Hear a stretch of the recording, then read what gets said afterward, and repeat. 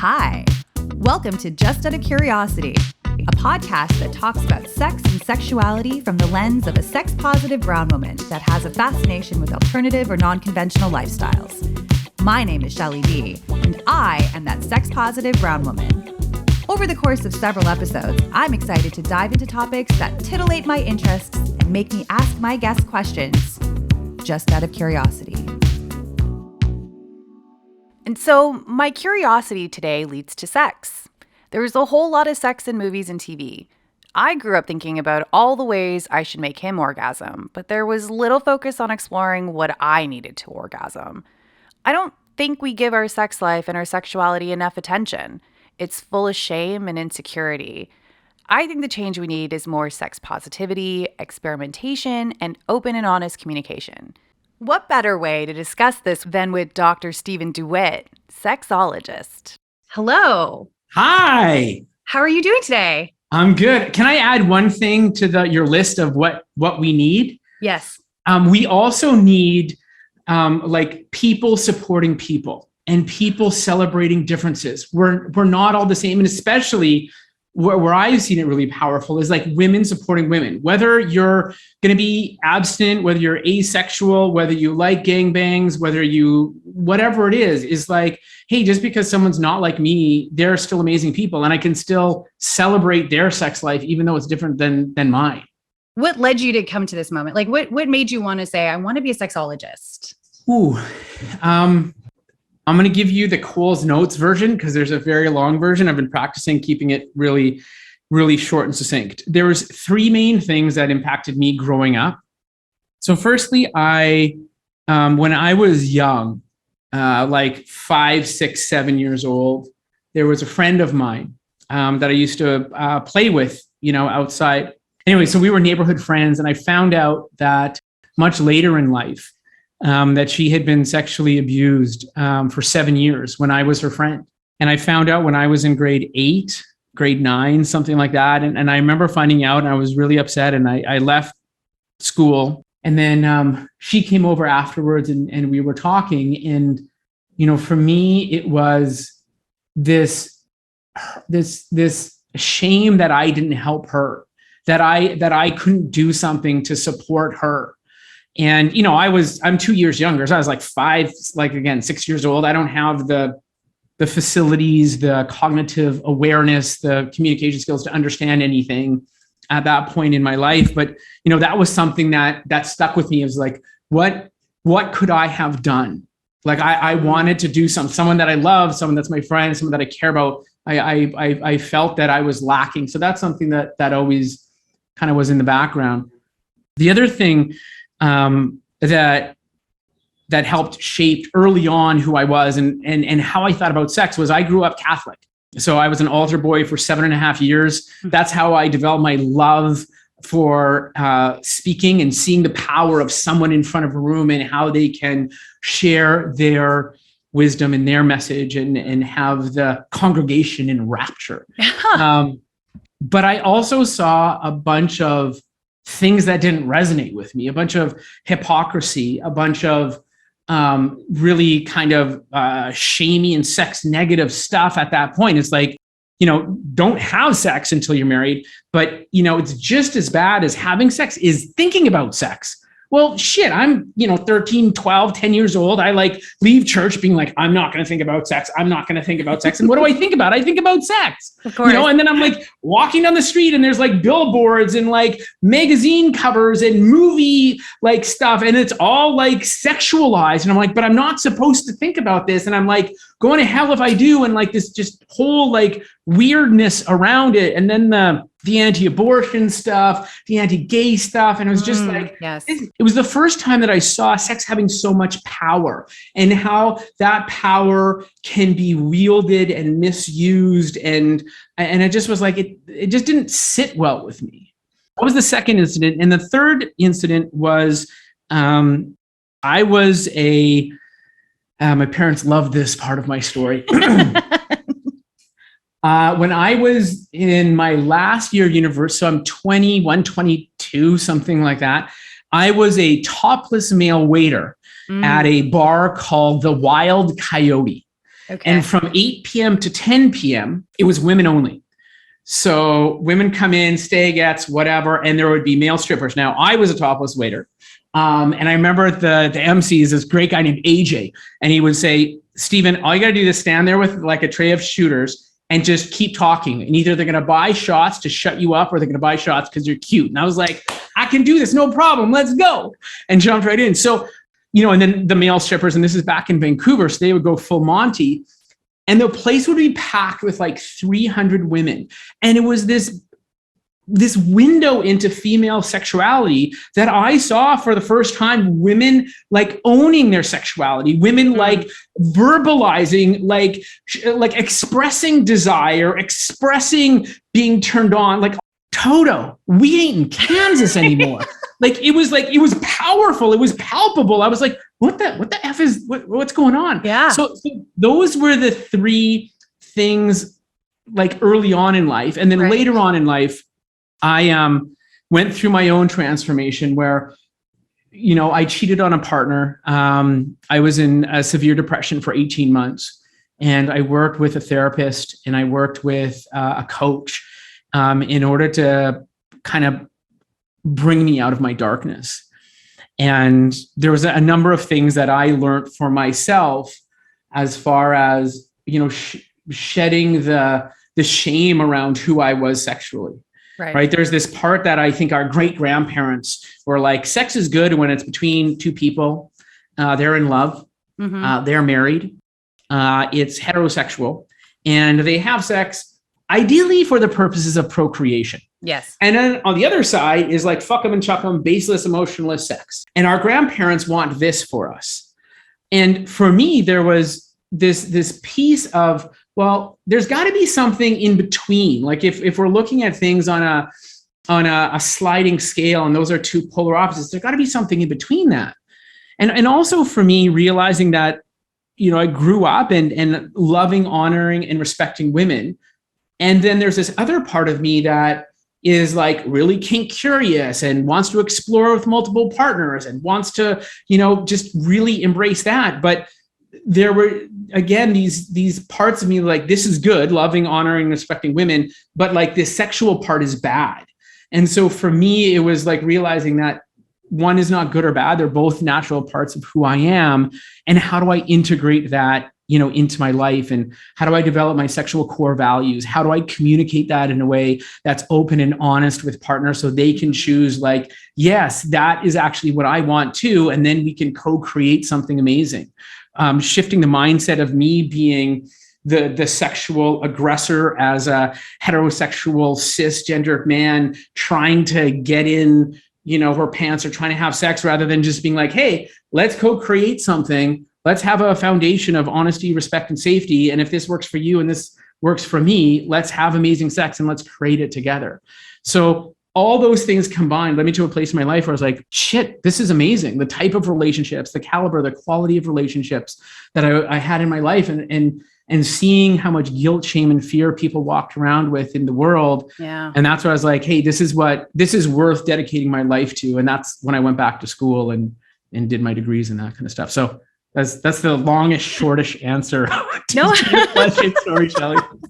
I feel like I do the same thing too sometimes, so I fully understand.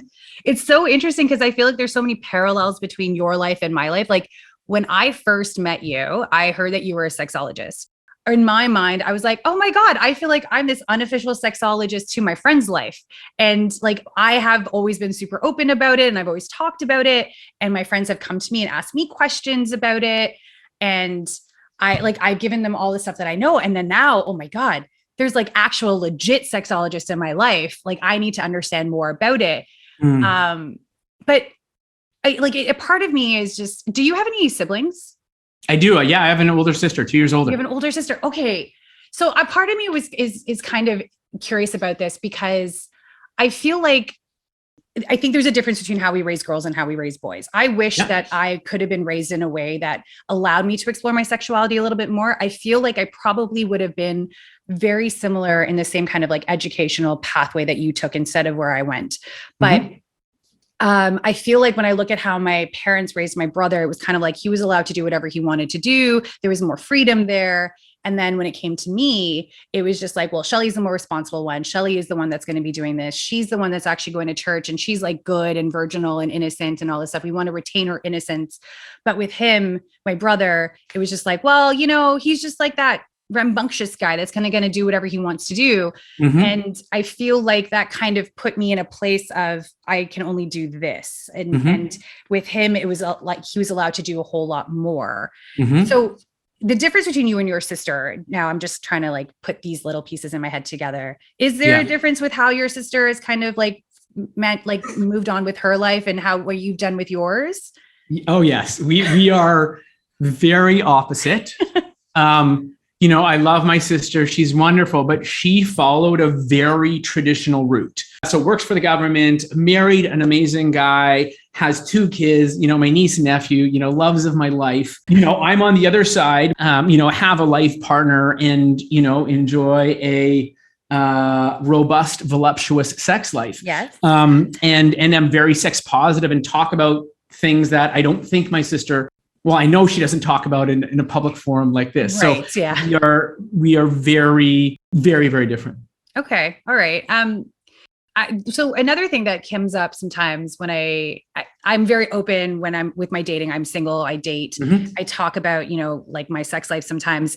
And I have met men through dating and they say, oh, I really want to get into like sex coaching or become a sexologist, but I'm really like, I feel like they're going to be, people would view me as creepy or a pervert because I want to do this. So how have you kind of navigated that? Because I always point them to you and say, like, I know this man, Stephen DeWitt, like he's this sexologist and I know him. He's great. He's not a pervert at all. He doesn't, in my mind, come off as creepy. But how do you navigate that space? It's interesting. I thinking about, this, I was like, oh, like in my early years, like what was that something that was there for me? So first of all, it's something that I've just been called to do. Like anybody that knows me for more than 10 minutes is like, oh yeah, that's totally Stephen. Like it's just part of who he is.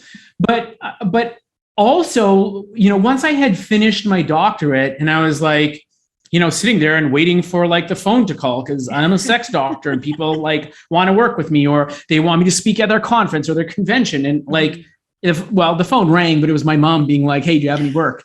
Right. But, I'm in this position. And what I needed to do is realize that there was going to be resistance for me as a man, which is really interesting because if we go back in the 50s and 60s, it was all men talking about sex, right? If we talk about Kinsey, all that other Havelock Ellis, all these people, these great sex minds were all men. And then it kind of went all the way the other side to all women. So when I started, I was like, okay. And what I did is I had to create my own momentum. And so I finished in 2010-ish, something like that. And that was the height of 50 Shades of Grey. Oh, yes. And so I was like, okay, there's this phenomenon where people, specifically women, are talking about sex, are fascinated, curious, turned on about kink. I'm going to do something. So I self-funded an event called 50 Shades of Sexual Wealth. I sold out 200 women. I had vendors there. I had media there. I brought in 2 prominent doms and 2 prominent subs. I spoke for 45 minutes and then 2 doms and subs, they were there and did kind of like question and answer in the audience. Then one of the doms tied up one of his subs with shibari. They were all clothed, but they had mics, like Madonna mics, so they could talk about the experience and why this was. And it was this window that I gave women into, hey, like there's this cool fantasy world and it turns me on and gets me wet. I want to explore this, but how do I do this in a way that's like real, or how do I navigate this space, or how do I do it safely? And so that was really me investing in myself, and I got media coverage and I built like brand capital about who Stephen DeWitt was. Yeah. Okay. But it is something that I'm always conscious of as far as when I'm working with like speaking at events. There's always going to be, there's usually committees that choose the speakers that come in. And I always have, someone who's a champion. They know me or they've heard me speak before and they're like, yes, let's bring Stephen in. But there's always, and I say this, I'm like, listen, I really appreciate having this conversation with you. And I bet there's people on your committee that are like, we're bringing in a what? We're bringing in a sexologist and he looks like that. Like, what is he going to do? Is he going to show porn? Is he going to whip his dick out? Like, there's all this stuff that people have around sex. And so for me, it's like, I just got to be myself. I have to be aware of that. And one of the things that I do when, like thinking about like my social media, like how I present myself, how I talk about stuff, there's lots of humor. There's me dressing up. There's me dancing. There's me kind of just putting myself out there as like, hey, like I'm pushing envelopes myself. And if I can push envelopes, you can push envelopes. And I'm not this, big intimidating guy that's going to be like, you need to have sex this way. Because I really believe that each and every person is an expert in their own sex life. Yes. And so how I approach it is I get really curious and ask a lot of questions. And then I look at what's missing. Not that it's a bad thing, but what's missing that if it was there it would make a difference. It would make a positive impact in their sex life. Or what are the things that are there that need to be taken out or that need to be deconstructed and something really, positive substituted in that place. So those are some of the things, but there is space and there is room for men to step up and men to, have a voice and talk about this. Previously there's just been like more of like the pickup artist community and that kind of stuff in the space where guys, and that's, just kind of gross. But it's just having courage to just be like, hey, no, I'm going to educate myself. I'm going to talk about this. And, I want to share my passion and my wisdom. And that's going to resonate with some people and it's not going to resonate with some people. Fair, Like there are some people out there that think I'm a creep, that think I'm a pervert, that think I'm whatever, because they don't know me. They just going to look at me and judge me, but I can't get caught up in what other people are going to think, or else I'm never going to move forward. That's true. It's fair. I think that we all need to do that a little bit more. But it's interesting because you were saying when you're looking at someone and there's parts that are missing and you're like, how do you know what's missing? Like, where did you get that from? I mean, part of that is education, part of that is school. So, like sex intake forms with clients and in some of the group programs that I do is listening to what's in the unsaid. So listen to what's behind the words that are coming out. Because often with sex, it's something that we've developed a lot of defenses and a lot of protective mechanisms. And so we can say the right things, we can use humor, we can deflect, we can defend, we can justify what's going on. So for me, it's always balancing being able to support people. So they feel safe, they feel seen, they feel heard, but also at the appropriate times to challenge them, to read, the energy of the interaction, the room, the person, some of those really subtle micro facial expressions or pauses or things like that. That's something that I've worked very hard and had a lot of training to be able to tune in and to connect with, again, what's behind what the person's actually saying. Yeah. Okay. So I'm laughing because I feel like one of the first times we met each other, like, it was just like, you asked me how I was feeling and I'm like, I'm fine. And it was such a regular way for me to just say, I'm fine. And usually that's when I don't want to talk about myself too much or whatever, but did you laugh? I think you laughed at me. You were like, probably. What? What? That's it. And you always called me out on it after, because I never realized that was like my defense mechanism, just to say I'm fine. It does hide a lot of things about me. It hides the fact that I don't want to say anything. And you called that out in 2 seconds and you didn't even know me. Yeah. Which I thought you saw into my soul way faster than I think anyone has ever seen. Yeah. But I guess that's from your experience. It's the things that you don't say. Yeah. And it's like, there's women, and I think about my partner, Katie. When I first met her, I'd be like, how you doing? She's like, I'm good. How are you? Like that was, I'm good. How are you? Like there was like, it's not even surface level. It's like the film on top of the surface. Like it didn't go anywhere. And I was like, what? And, she came from a hospitality background. So she'd been trained to, guests come up and, like, oh, how are you, sir? Welcome. And they're like, oh, and how are you? And she's like, I'm good. How are you? Like, it's just this like innate thing to not actually share what's really happening and what's going on. And listen, that's okay. Day to day, you're walking past, you see somebody like, oh, hey, good. How are you? Blah, blah, blah. You keep it light. And, a lot of the work that I do, it's just getting a sense of, and then trusting myself, right? Early on when I was learning how to navigate ethical sex, and I was like on a personal level, there were these times where I'd be like, after sex, like lying in bed with a partner and like there's something there, like there's something in the space, it's like this big pink elephant like sitting on my chest, and I'm pretending that it's not there. I'm pretending I'm not going to say anything because this would be an awkward conversation, or I don't want to bring it up or whatever. And so I didn't. And what would inevitably happen is that pink elephant would then cause something. It would get bigger, it would get heavier, it would get in the way of stuff. So for me, I've developed a level of trust in myself that if there is something in a space, don't step over it. Don't sweep it under the rug. Don't whatever. Just like lie there and be like, so I'm just going to bring something up. It may sound kind of weird. And if I'm off base, let me know. But.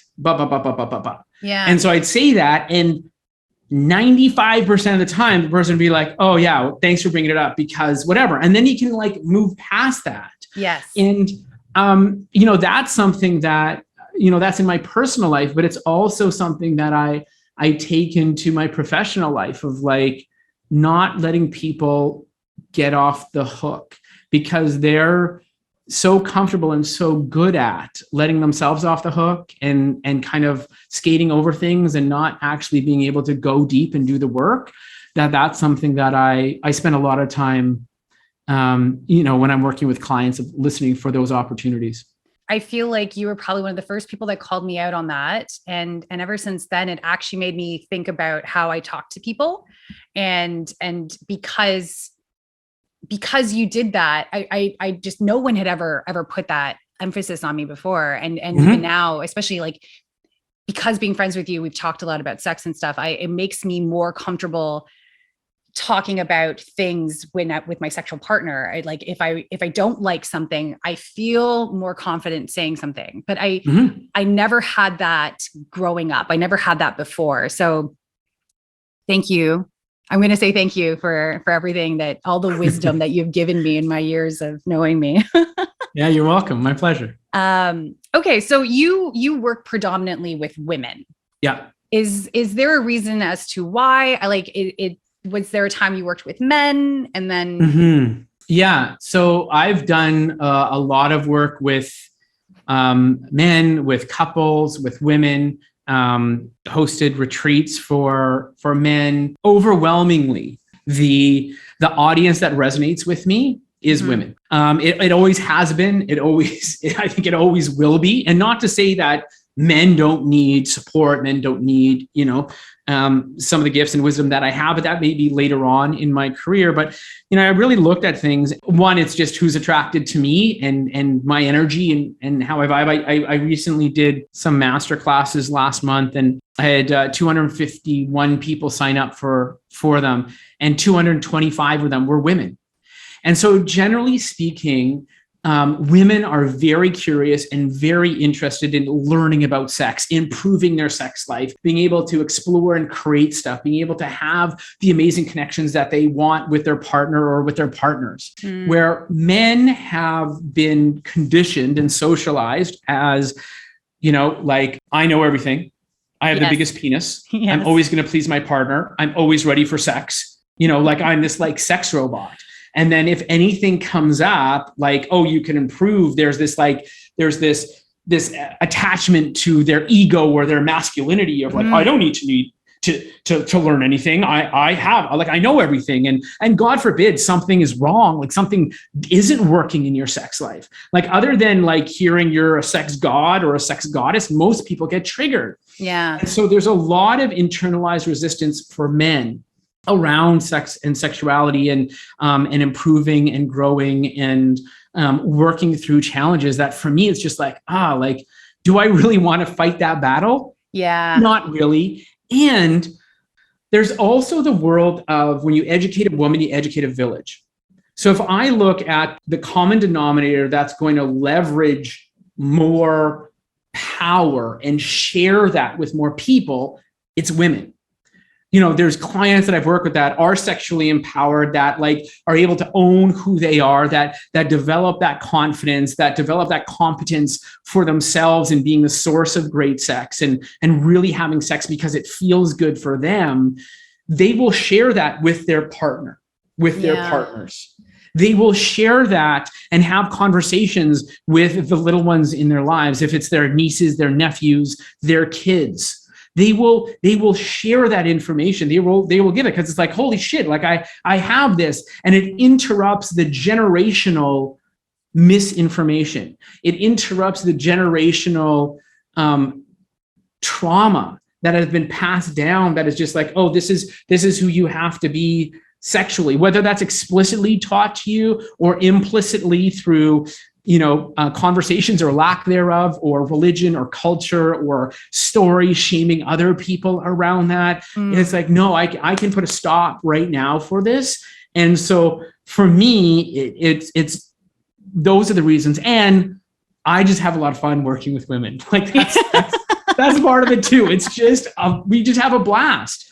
And women, I would say, are far more open to supporting one another.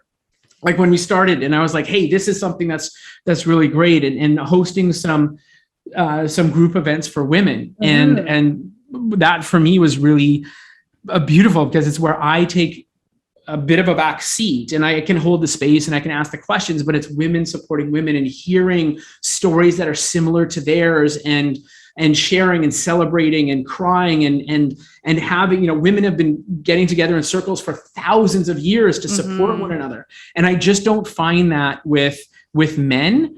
With couples, it's just not the thing that moves me anymore. And I did that. My private practice for over a decade was working with all people. Now I'm just like, all right, let's work with women. And that's where I'm at now.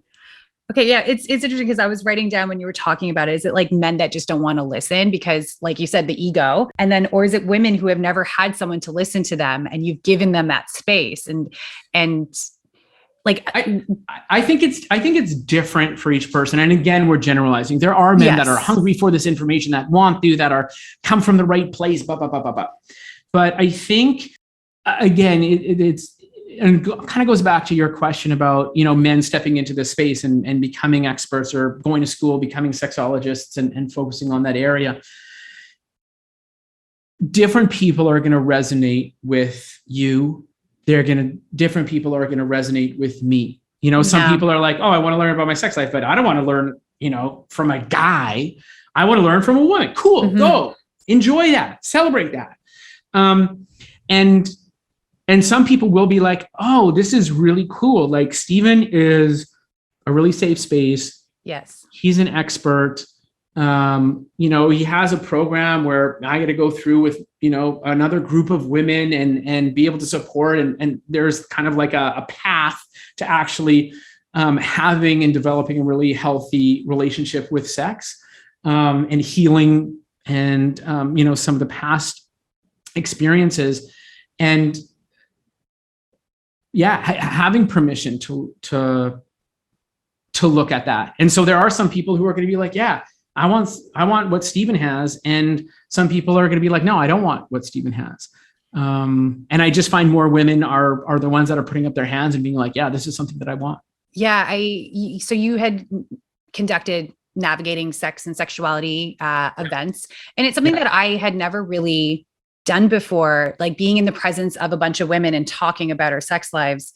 because usually I was the one that was talking about my sex life, and a lot of women that I was around weren't that comfortable talking about stuff. And then you realize there's so much shame, there's so much trauma, there's so much insecurities that we hold on to because of what one person has done to us, or maybe a bunch of people have done to us without realizing that there's this trend. And I mean, like, I shared things that I never thought I would share with anyone, because you're listening to all these people, you're listening to these women talk about their lives, and some of it can get real deep and real dark. And then you start realizing that there's so much there that's just been hidden underneath.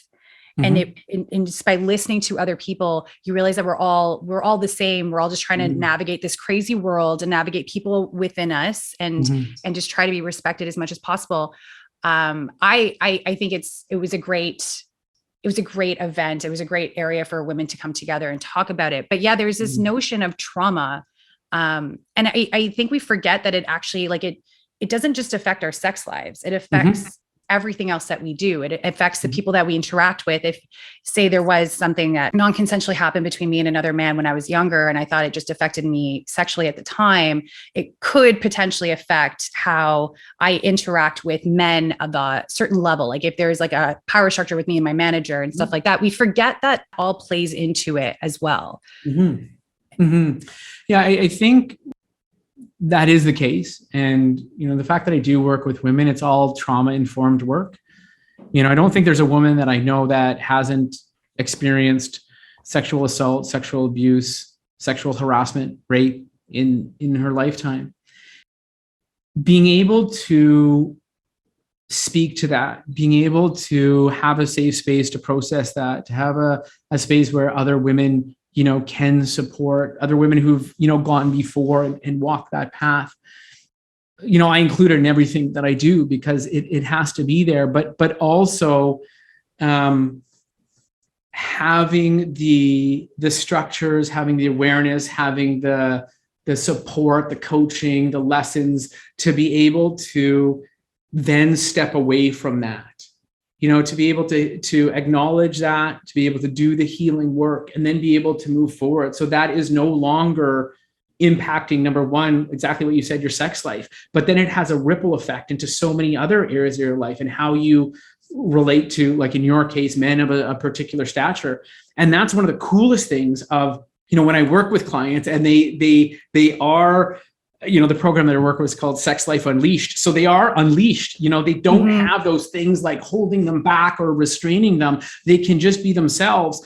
What's amazing is that ripple effect is the same thing, but it's so positive because once they've done that work and again, in an area of, that's so suppressed and so secretive and so sacred, and there's so much shame associated with it. Once they can own that, step into that, relationships all over the place start impacting their professional lives, the relationship that they have with their lovers, their wife, their husband, their kids, their freaking choir members, the softball team. It all, people are like, whoa, something's different about you. Like, what's going on? People notice that because there is such a ripple effect, and it's like, oh, this person's something's happening. They're happier. They're more confident. There's just more joy, and inside of that, there's more access for pleasure, and not just sexual pleasure. Like, hey, yay, sexual pleasure. I don't think anyone doesn't like that. There may be some people, but it's like pleasure in all aspects of your life. And I think generally women have been very restrained and constrained about how they access pleasure in all realms, including sexual. Yeah. Okay. Well, this brings me to my next point, because you have an episode of your podcast. So your podcast, Sex Life Unleashed, there was an episode that really like drew me in because I never really thought about it from this point, but it's this notion of pleasurable versus performative sex. I feel like I've been performing my whole life, and I didn't realize that I was performing my whole life. I thought that I had to put on a show and I had to like look really good and angle my body in such ways. But I don't think I ever really had an orgasm. I don't think I really came. I think I faked most of my orgasms when I was younger because I thought that it was either taking too long to come, and I felt bad that it was like, he's probably tired, or maybe I just had to come like the porn star that I was watching with to get pointers on how to be better.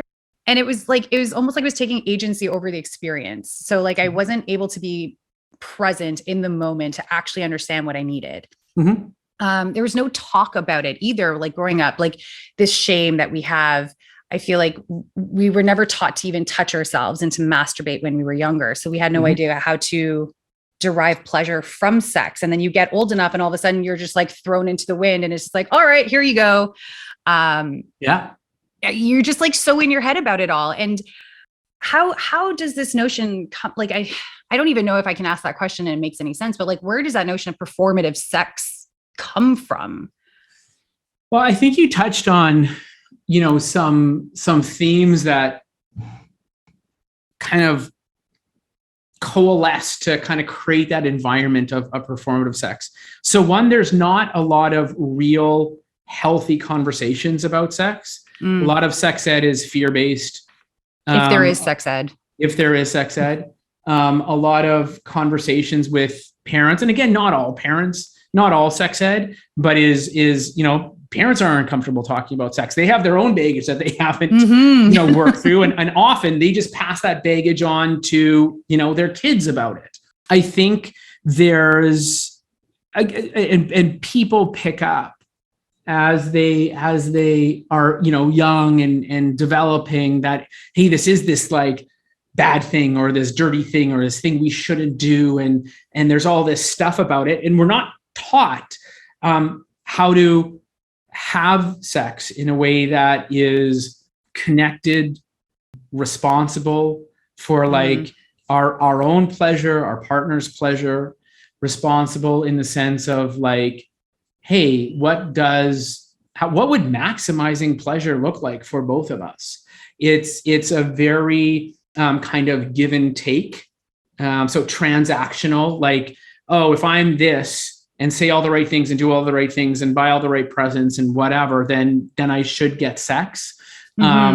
There's, the whole world of, and again, I'm speaking in heteronormative terms, but women withholding sex or giving sex as like a reward system. So there's that give and take that is always there. And so we go into sex, or the standards or the ideals or norms of what we think sex should be. And then we meet someone and we like mash body parts together. And awkwardly most times. Yeah. And there's often, we haven't done the work to understand ourselves sexually. We haven't been given permission to develop a really great relationship with sex ourselves. And so it's almost like a puzzle piece. It's like without knowing the shape of your puzzle piece, like the pips and the pockets. So the pips are the outies of the puzzle piece.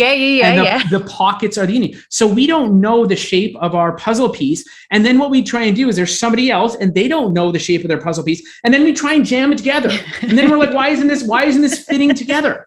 We're just going to try and match this, like our body parts. And it's fucking weird.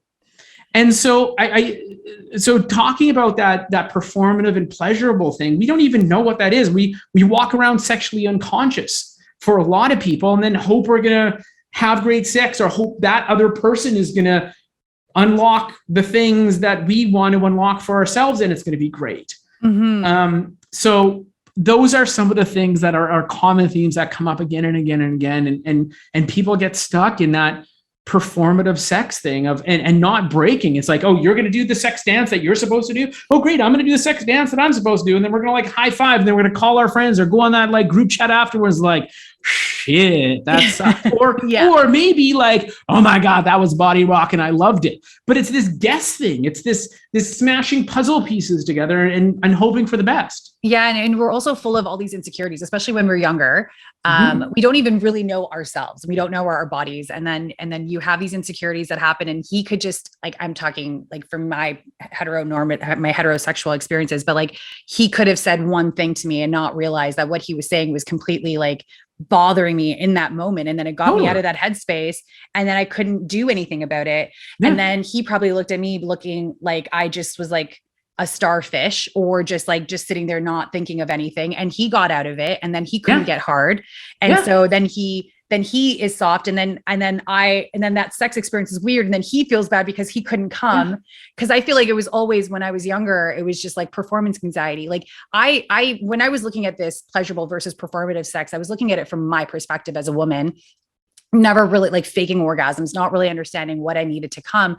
But I forget that this also happens from a man's perspective as well, right? Yeah. Like it's all psychology. And when they're in their head about it, it affects every single thing. And we're not comfortable having conversations about anything like touching base during, maybe you don't want to do it during, but even after, to talk about it, to maybe make the next time better. We have no idea how to do it. Yeah. There's this weird narrative that I think is very common. It's like, people, they meet and they date, or maybe it's like a hookup or fuck buddy or whatever. And they're like hoping it's going to be really great. And then they have sex and then it's not. And they're like, oh yeah, I don't think it's going to work out. I'm like, what, how are you? You're just like walking in and just like smashing up against someone and then expecting it's going to work. And then being like, and then judging that person or the potential of that entirety of the relationship because you haven't done, you just, this, because the sex wasn't good. Like, I feel like that's my life.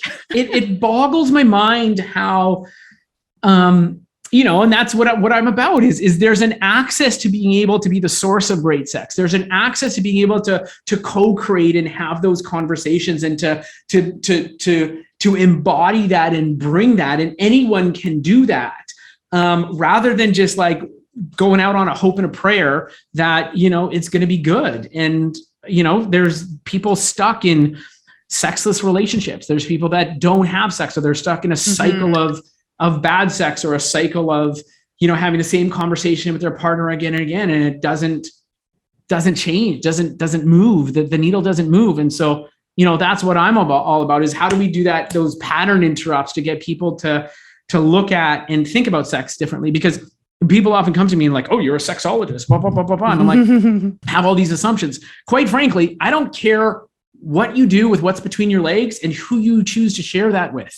Like that has nothing, that doesn't excite me. What excites me is having you being empowered. I say sex happens between your ears before it happens between your legs. So if you're empowered, if you've done the work, if you are able to own who you are, then all the fun bits and the hydraulics of hard into wet and those kind of physicalities and machinations and positions, that you can go create that with whoever you want. That's cool because now you're free, you're self-expressed, you're unleashed in the world. Yeah. Like I would love to think about how we can unlearn this act of performing. And I think it stems a lot from how we raise kids, how we raise boys versus how we raise girls, because it's just that notion of feeling comfortable with yourself, being assertive and feeling confident and telling someone that you don't like something that they do. And I feel like from my personal experience, how I was raised was very different from how I saw boys being raised around me. And I felt like because I was a girl, I had to be more responsible. Because I was a girl, I had to be more ladylike, and I couldn't just say what I wanted, because then I would have no shame. And then I'd look at the boys around me and they could just do whatever they wanted. And it was totally fine. Like, it was just like, oh, that's just how they are. It's like, it's cute. It's fun. And then you kind of grow up then, or I grew up thinking, just never feeling confident asserting myself or telling someone no. And then, oh, sorry, go on. Well, the one thing that I just want to insert there is it's not being able to assert yourself, telling someone no, but there's a lot of women specifically who don't even know what they like. And so there's that developing, and I have a tool and I could share it with your listeners, but it's developing that sexual self-awareness. Like, how do you actually articulate what you do and don't like if you've never been given permission, you've never had real conversations about it, if you've been shamed and grown up in a culture where it's not acceptable or it's wrong or it's bad? It's like looking at sex in 3D, dirty, dangerous, and degrading. Right? Like, that's how we've been taught. And then it's like, oh, well, tell me what you want, or be able to articulate what you want, or share with a partner. You're like, what the fuck? I don't know. Yeah. Like, it's all the stuff that I shouldn't. How do I have that conversation? What are the things that I say? How do I set boundaries? That has never been given. Yes. So I think that sexual self-awareness and being able to think about what it is that you like, be able to then, formulate that into words, and then have the courage to be able to have that conversation and be able to navigate what the feedback is going to be like. Yes. Because there's people who are like, I don't know, like for me, I'm pretty good at it now, but there were earlier times in my life where I was like, oh my God, there's this conversation about sex. I want to avoid it. I actually don't want to have it. Like, this is awkward. How do I bring it up? How do I start it? I think that's something there is that first part of how, because women reach out to me all the time. They're like, I don't know what I like. They've been so stuck in that performative cycle for so long. They're like, shit, I don't know. So, I give them, an exercise to do. Do you want me to share that? Yes, please. Okay. There's a sex menu is very similar to what you'd see at a restaurant. Except it's all sexual activities and different ways you can connect. Best restaurant. This is best restaurant ever, right? So it's a list, I think, of about 185 different ways that you can connect with your partner. And in the first column, it's experience. So if you're by yourself and you're just doing this by yourself, totally cool. You can be like, yes, I've done this. No, I haven't done that. Now, if you're sharing this information with a partner, you may agree not to, I don't know. I don't want to know what you've done in the past. I don't want to know what you've done in the past. Cool. You can just leave that blank. Or the next one is your interest. So it's 0 is like, hell no. And then 5 is like, I wanted that last night. And then there's R, G, and B. So receiving, giving, or both. So you just write R, G, B down the list. And then there's notes and nuances. And what I've done is I've arranged it in levels of spiciness from the tame to the insane. That's not the right word. I don't actually use that in that. But the tame to the extremely hot. Or the there you go. So what it does is it allows people to be like, what are the things that you're like, yes? And then what are the things that make you go, And then what are the things that make you go home? Where you're like, oh, hell no, I don't want to do any of this stuff, right? So if you visit sexlifeunleashed.com/menu, you can just download it there, and there's instructions, and people can access that. And it's something that, again, to build that sexual self-awareness for yourself, it's, again, that relationship that you have with yourself is the most important thing. Your sexual relationship with yourself mirrors the sexual relationship that you'll have with other people. So the more that you can develop that for yourself, the easier, the better, the more fulfilling, pleasurable, kinky, fun, whatever sex that you'll be able to create and co-create with your partner or your partners. Love that. I will definitely put that in the show notes when you release this. I also think that women just don't, or I'm going to say women more than men, but I don't think we're even comfortable with our genitals, with and masturbation. Like, I didn't know for the longest time. I never touched. I gyrated on many a thing, but I don't think I ever touched myself. And it took me forever for me to realize what it is that I actually really liked as well. So it's like a notion of like, I'm going to fill out this menu of all the things that excite me. And I think 50 Shades of Grey kind of helped bring out some of the kink stuff, that it's not just risky and taboo, and it's not something that freaks do. But then there's also a notion of just being comfortable with your body and like understanding your erogenous zones completely. What feels good, what is ticklish, what is not ticklish, what is actually sexual, how can I make this sexual? It's a mindset too. Well, there's such shame with women and how they see themselves sexually, and specifically the relationship that they have with their vulvas and their vaginas. And I'll be responsible, not women, but just vulva and vagina owners, right? So it's got to look a particular way. It's got to smell a particular way. Your hairdo's got to be a particular way.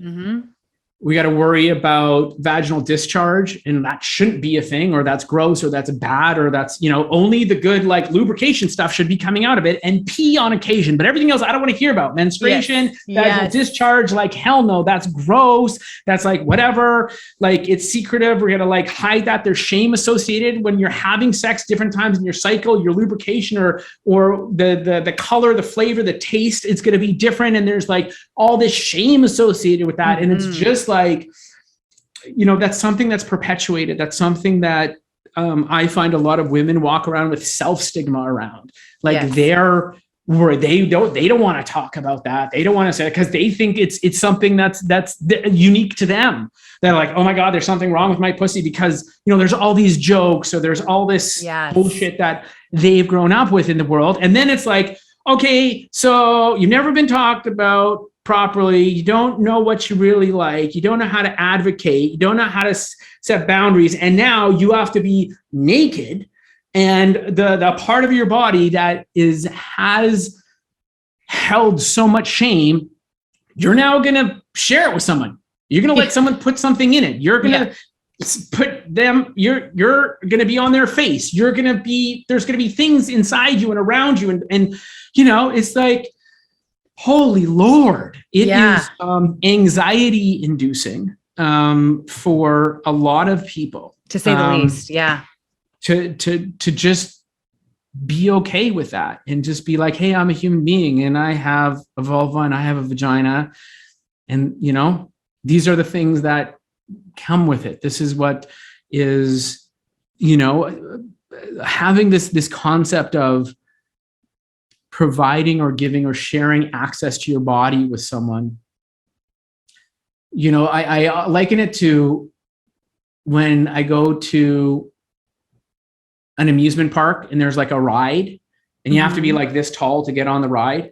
Okay. And you got to be like, there's all these ramifications, this age, whatever, this weight, blah, blah, blah, blah, blah. It's the kind of same thing. It's like, listen, if you want a all access pass to the ride called My Body, these are the things that come with it.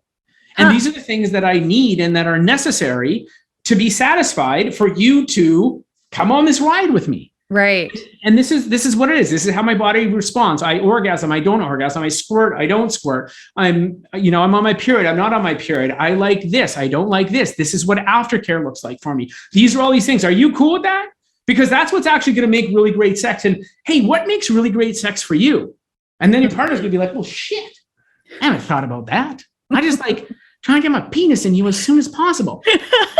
Blow my load. And then hopefully be like, yeah, was it good for you? And hopefully you say yes. But really, I don't know. And I don't know how it was because you're unique. You're going to be different than the previous partner that they had. But again, we just have this collective memory that we try and rely on, that we try and go back of like, oh, this partner liked this, or this really works, or I can make you squirt if I do this, or this position, or if I do this. And it's like, rather than getting in the inquiry and getting curious about what actually works for your partner and having a conversation around it.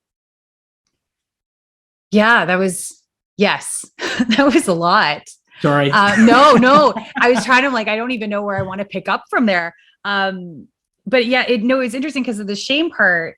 I was stuck on there for a while because I was talking to you about this. There's a series on Netflix called The Principles of Pleasure, which is kind of talking a lot about this. But what I really enjoyed was that it's a series made by women for women. And there was something there. And I actually had to pause for a second and just be like, whoa, what?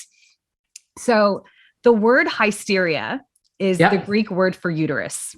And the Greeks believed that the uterus traveled all over the woman's body, wreaking havoc, which kind of talks about why for the longest time, men thought that women were hysterical all the time. And, the only way for them to come is to vibrate them to normality and sanity.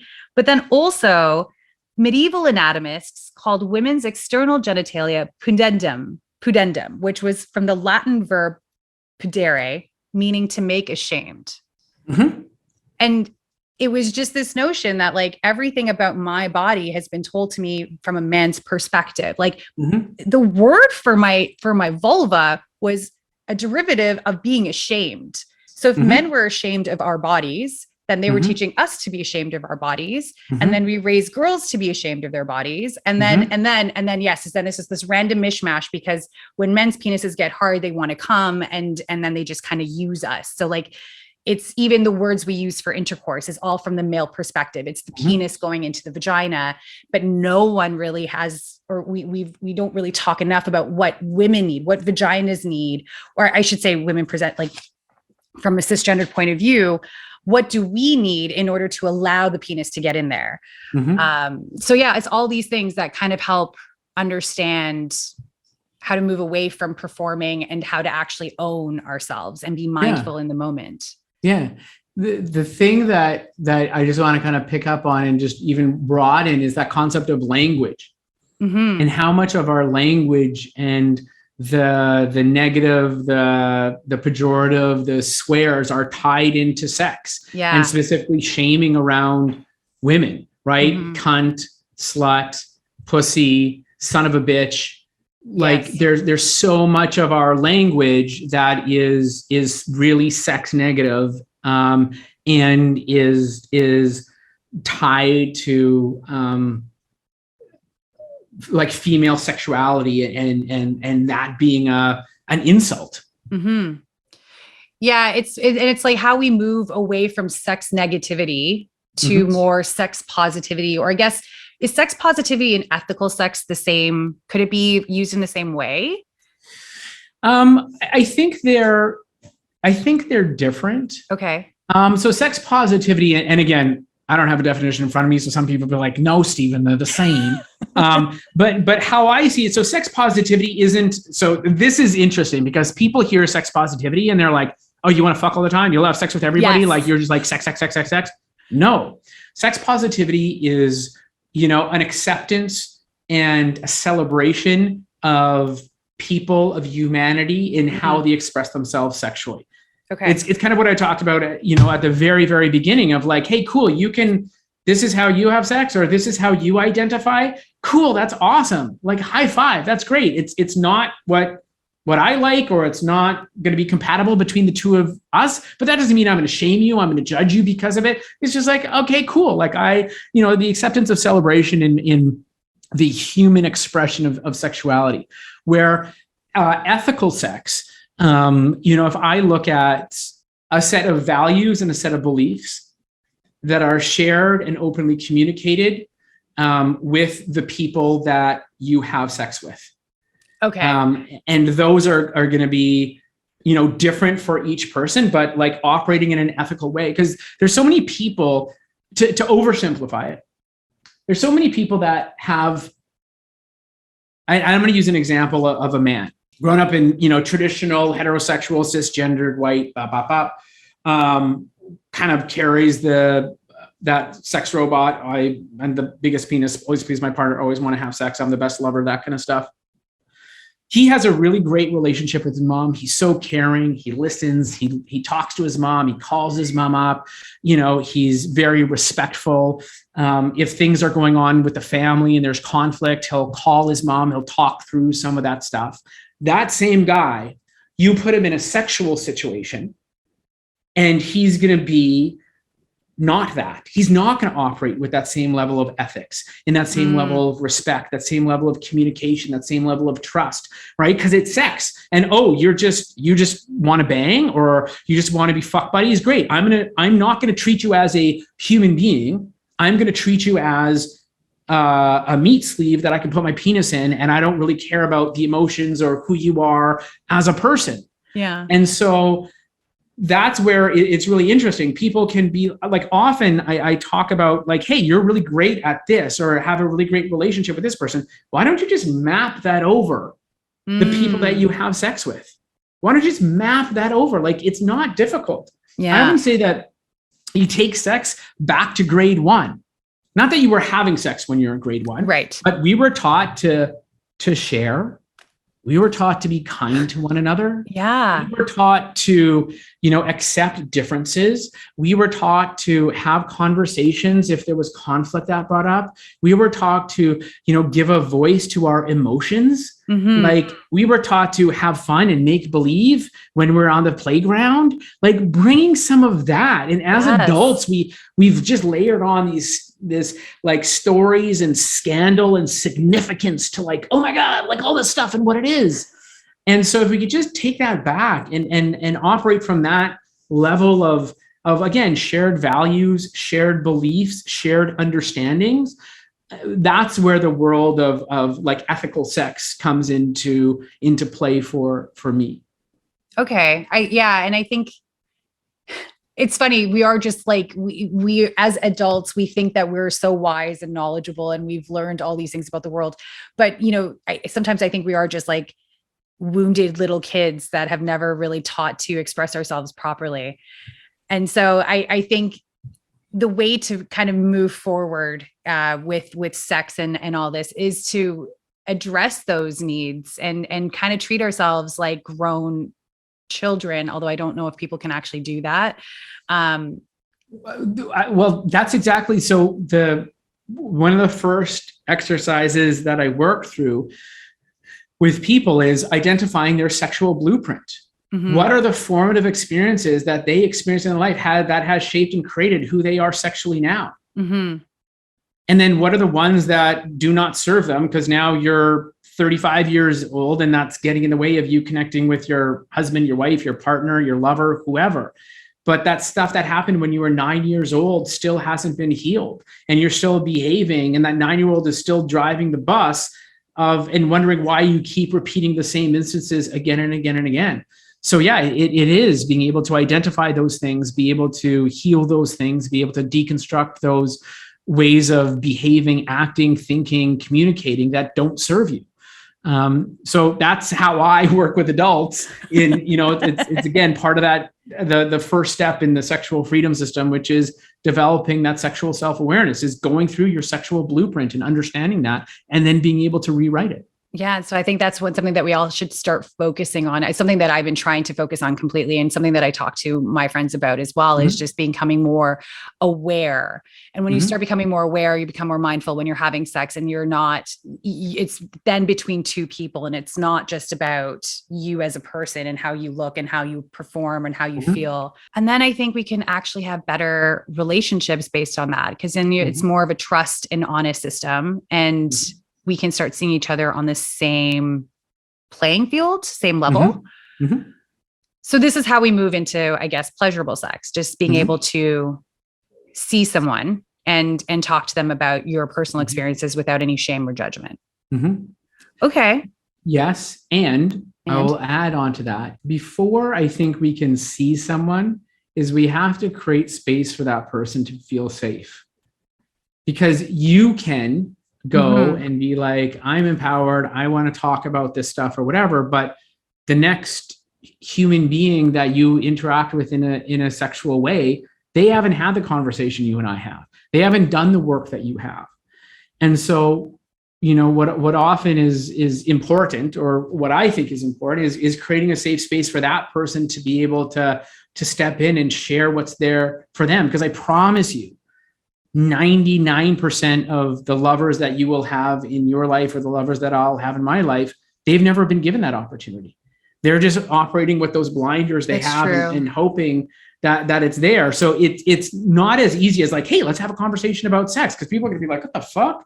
Okay, sure, maybe. They're going to tell you the things that they think you want to hear. Like, how many times have you been told, like, oh, blah, blah, blah, I'm going to go down on you for an hour. I'm going to like, blah, blah, blah, blah, blah, and it's just like, well, that's not what I want. So it's I always get curious about how you create a safe space for your partner to feel comfortable to start talking about like really what they want. Because again, 99% of the time, there's never been a space where that person has felt safe enough to share who they really are, what they really like, what really turns them on, what they're scared about, what they don't want to explore or experience. Is there any other final comments we can have on this? I think you pretty much summed it up, because I love that actually. I mean, the last thing that I'll offer, and I'll be brief, I promise, is just, for people that are listening that are like, if something resonated with you, or if something was triggered, or something was awakened or awoken inside, I just really encourage you, there are ways you don't have to resign yourself to a mediocre sex life. You don't have to resign yourself to a non-existent sex life. There are things that you can do. There are learnings and unlearnings that are there for you. There are things in your blind spot that are there for you to discover. And there is a way to do that. So, I think there's an epidemic of bad sex out there. And I just hope that the people listening are like, F no, that's not going to be me. And there is a way forward. So yeah. Well, that's what I'm trying to do. I'm trying to put that out into the world, so that if I know I've been through it, and I want everyone to not go through that, I want them to move forward the way I have. So hopefully all of this will help. But I'm going to move to a little bit of a different segue right now. All right, let's go. Let's go. To a different segue. Okay, wait. So when I first told you that the name of my podcast was called Just Out of Curiosity, one of the things that you said to me, and it kind of just really, it stuck with me was, just out of curiosity, that could lead you to ask so many random questions. Yeah. It's like an invitation. It's a way in. So just out of curiosity, have you ever had sex with an elephant? Like, because it's just out of curiosity. Right? So I have formulated some questions for you. Let's see where they go. All right. Just out of curiosity, what is the most unusual object you've used in the bedroom? Or was there something that you did that you were like, whoa, I can't believe I actually just used that? Yeah. Now use is how old was I? Anyways, this is a while back. I was in my early to late 20s. Challenged myself to have a no sex, no masturbation month.